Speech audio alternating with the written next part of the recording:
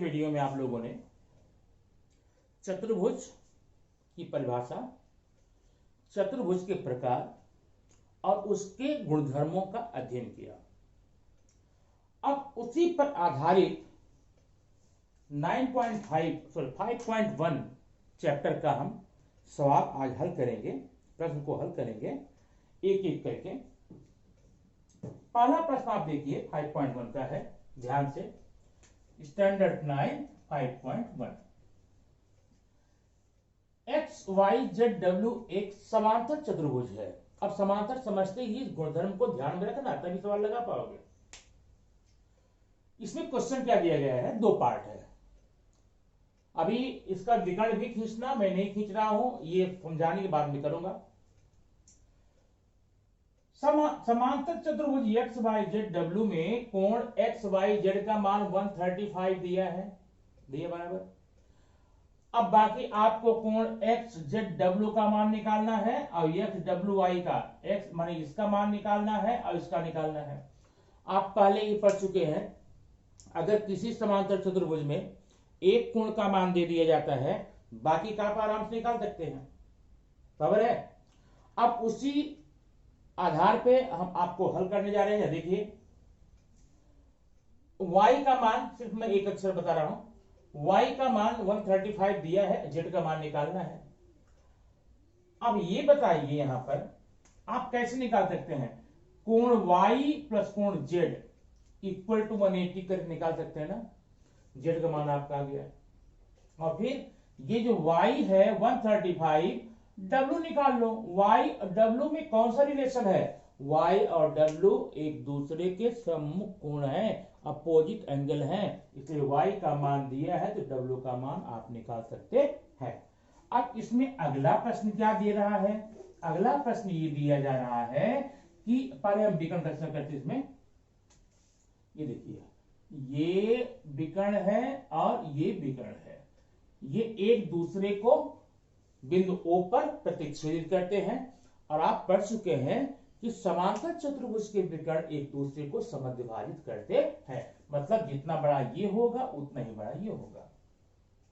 इसमें आपको OI का मान दिया है 5, देखो OI का मान 5। अब WI का मान निकालना है। जब WI का मध्य बिंदु O है तो OI कितना होगा, WI का हाफ होगा, तो WY बटे 2। यहां पर लिखेंगे समांतर चतुर्भुज के विकर्णों के प्रतिच्छेदन से। अब OI और WI इनमें जिनका मान मालूम है उनका रख दो। OI का मान मालूम है, बराबर हो जाएगा, या 5 कर देंगे, इक्वल टू WY अपॉन 2, 2 ले लो इधर, 5 इंटू 2 इक्वल टू WY, तो WY इक्वल टू 10। इस प्रकार से आप 5.1 के फर्स्ट क्वेश्चन का हल कर सकते हैं, ठीक है। अच्छा, क्वेश्चन नंबर 2 बहुत ही सिंपल है लेकिन बड़ा ही इंपॉर्टेंट है, इस बात को आप ध्यान रखेंगे। क्वेश्चन नंबर 2 में एक समांतर चतुर्भुज है जिसका नाम है ABCD। ये देखना, ABCD नाम बाद में रखेंगे। इसमें दिया है कोण A बराबर 3x प्लस 12, A है, B है, C है, D है। 3x प्लस 12 और ये जो B है, B का मान दिया है 2x माइनस 32, 2x माइनस 32। अभी आपको पहली बात तो x का मान निकालना है। x का मान निकालने के बाद में कोण D और कोण C का मान निकालना है। देखते हैं हल। कोण A प्लस कोण B बराबर 180 ही होगा, क्योंकि समांतर चतुर्भुज के संलग्न कोण है, ऐसा लिख देना। ये तो पढ़े ना, समांतर चतुर्भुज के संलग्न कोणों का योगफल 180 होता है। अब A की वैल्यू है 3x प्लस 12, B की वैल्यू है 2x माइनस 32 इक्वल टू 180। अब ये 3x है, यहाँ 2x है, ये हो गया 5x। ये +12 -32 -20 हुआ इक्वल टू 180 हो गया। अभी 5x इक्वल टू 180 +20, ये 20 जाएगा उस साइड में तो प्लस हो जाएगा, तो 5x इक्वल टू 200। जब 5x इक्वल टू 200 आया तो x इक्वल टू कितना आएगा 200/5 इक्वल टू 40। तो हमें x का मान आ गया। एक प्रश्न ये था कि x का मान निकालो, तो x का मान 40 निकाल लिया। अब पूछ रहा है कोण C और कोण D का मान निकालना।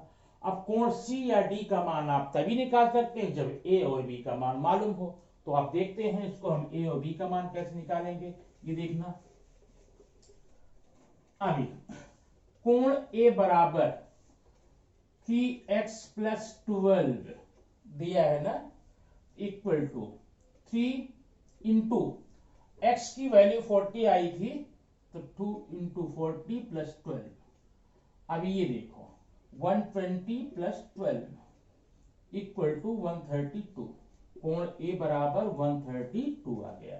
तो अब कोण A का मान आ गया, C का निकाल लो, निकाल लोगे। इसलिए कोण A बराबर कोण C बराबर 132 समांतर चतुर्भुज के सम्मुख कोणों की जोड़ियां, ये आपका आएगा C का।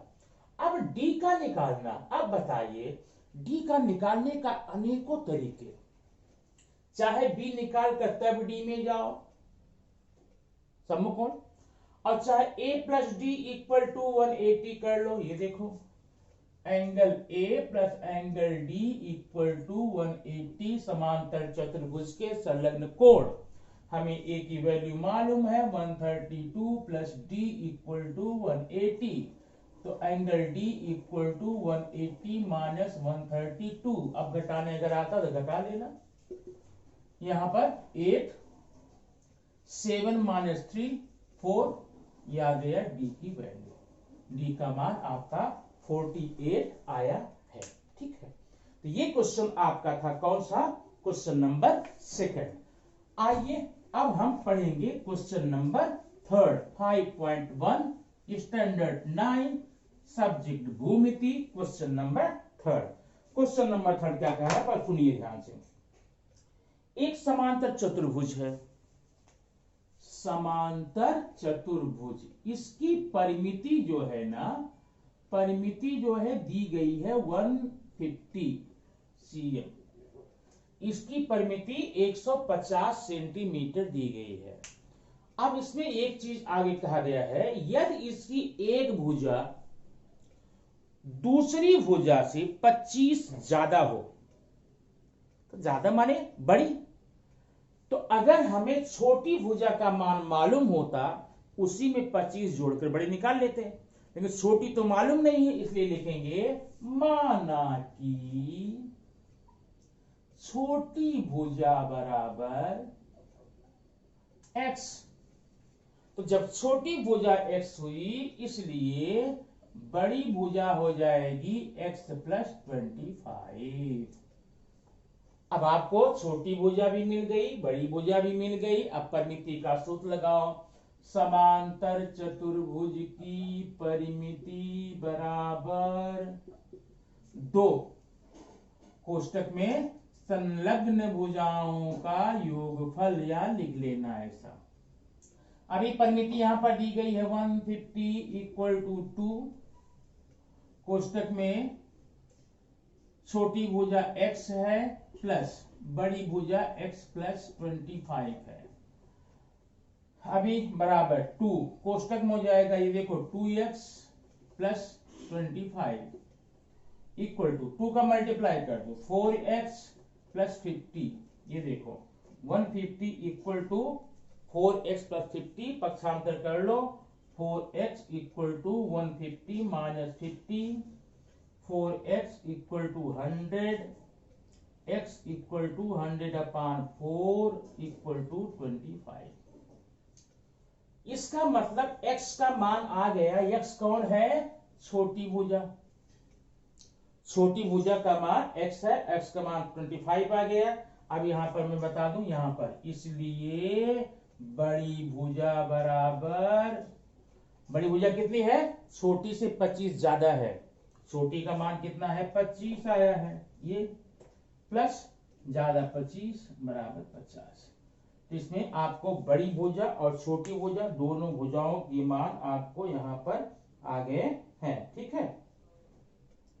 चलो अब क्वेश्चन नंबर 4 देखेंगे। अब 4 में ये है, एक समांतर चतुर्भुज है, उसके संलग्न कोणों का अनुपात 1:2 है, ठीक है। समांतर चतुर्भुज के संलग्न कोण बराबर 1:2। माने अगर एक कोण 10 है तो दूसरा 20, एक 100 है दूसरा 200, ऐसा हो जाएगा। तो यहां पर लिखेंगे, माना पहला कोण बराबर 1x, एक ना एक, और दूसरा कोण बराबर 2x हो गया। देखो संलग्न कोण 1:2 थे यहां पर, ठीक है। उस समांतर चतुर्भुज सभी कोण ज्ञात करो, चारों ज्ञात करना। अब बताइए संलग्न कोण अगर आपको मालूम है तो संलग्न कोण संबंधी कौन सी बात आपने पढ़ी थी, आपने पढ़ी थी हल। हल देखो यहां पर हल, x + 2x = 180, क्योंकि समांतर चतुर्भुज के संलग्न कोणों का योगफल हल कर लेना। तो यहां पर 3x = 180, तो 1x = 180/3, x = 60। देखो x का मान 60 आया, तो जब x का मान 60 आया, दूसरा कोण कितना होगा, दूसरा कोण बराबर 2x है, 2x × 2 × 60 = 120, ठीक है। तो आपके दो कोण आ गए, लिखना। अतः समांतर चतुर्भुज के कोण बराबर, एक कोण 60 है, यहां लिखता हूं, एक कोण 60 है, दूसरा 120 होगा, तीसरा फिर 60, चौथा फिर 120। तो ये आपके प्रश्न का आंसर हो गया। इस प्रकार से आप इसमें प्रश्नों को हल करके लगा सकते हैं, ठीक है। तो ये आप 5.1 के ये 5 क्वेश्चन हल करके देखिए, और बाकी क्वेश्चन, बाकी का वीडियो मैं अगली बार दूंगा, क्योंकि एक ही वीडियो में देने पर हो सकता है ये आपके लिए बड़ा हो जाए। इसको पढ़िए, नेक्स्ट वीडियो में बताते हैं। हाँ, और प्रश्न पढ़ने के पश्चात में कहीं भी कोई प्रॉब्लम हो, आप कमेंट बॉक्स में जाकर के साफ साफ लिख सकते हैं कि कहां पर आपको प्रॉब्लम हुई। लेकिन इस वीडियो को करने के पहले, इसके पहले चतुर्भुज के सारे जो गुणधर्म हैं उनको आपको पढ़ने पड़ेंगे। ओके, चलिए नेक्स्ट वीडियो में फिर मिलते हैं।